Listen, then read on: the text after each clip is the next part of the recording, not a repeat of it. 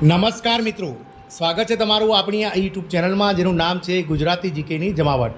આજના વિડીયોમાં આપણે વાત કરીશું મિત્રો રાજ્ય સરકાર દ્વારા તેના રાજ્ય સરકારના સેવામાં જોડાયેલા કોન્ટ્રાક્ટ કર્મચારીઓ માટે ખૂબ જ મહત્ત્વના મિત્રો જે છે તે સમાચાર બહાર પાડવામાં આવે છે. અને કોન્ટ્રાક્ટ કર્મચારીઓ તેમજ માનદ વેતન મેળવતા કર્મચારીઓના ઓનેરિયમમાં જે છે તે મિત્રો વધારો કરવામાં આવે છે.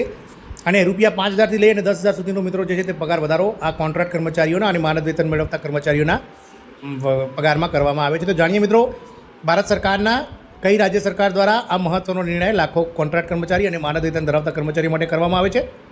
તો વિડીયોના અંત સુધી બનાવી રહેજો.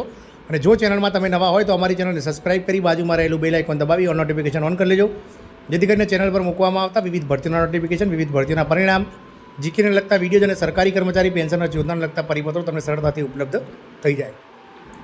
તો મિત્રો ઓનેરેરિયમ એટલે કે મિત્રો લઘુત્તમ વેતન દરમાં વધારો કરવામાં આવે છે.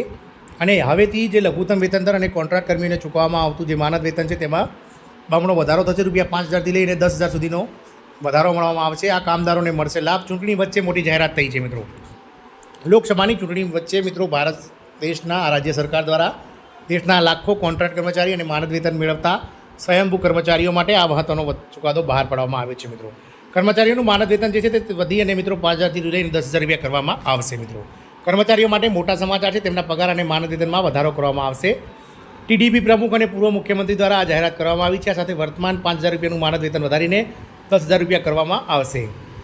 વાત છે મિત્રો આંધ્રપ્રદેશ સરકારની કે જ્યાં ટીડીપી એટલે કે જે પક્ષ છે તેના દ્વારા મુખ્યમંત્રી પ્રમુખ છે અને પૂર્વ મુખ્યમંત્રી દ્વારા આ જાહેરાત કરવામાં આવી છે. અને માનદ વેતનમાં ₹5,000 સુધીનું વેતન વધી અને ₹10,000 કરવામાં આવે છે.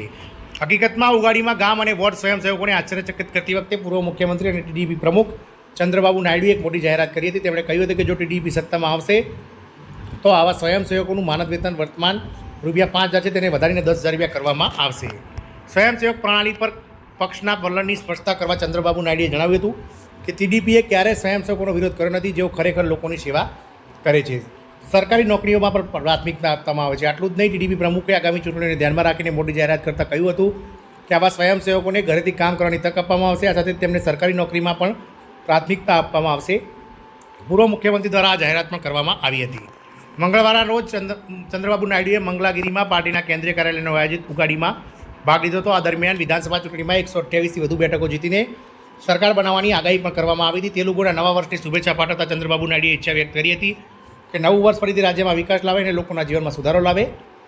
આ સાથે તેમણે આંધ્રપ્રદેશના મુખ્યમંત્રીના છેલ્લા 5 વર્ષના શાસન પર પણ અનેક આરોપ લગાવ્યા છે. એટલું જ નહીં, હવે તેમણે સ્વયંસેવકોના માનદ વેતનમાં પણ વધારો કરવાની જાહેરાત કરી છે મિત્રો. આમ આંધ્રપ્રદેશ સરકાર દ્વારા જે છે તે દેશના રાજ્યના જે માનદ વેતન મેળવતા કર્મચારીઓ અને સાથે જ મિત્રો આવા સ્વયંસેવકોને જે પગાર છે તેને વધારીને 5,000થી 10,000 કરવાની જાહેરાત કરવામાં આવી છે. આશા રાખીશું કે આ ન્યૂઝ આવા કોન્ટ્રાક્ટ કર્મીઓ માટે સારા સમાચાર હશે. જય હિન્દ, અસ્તુ.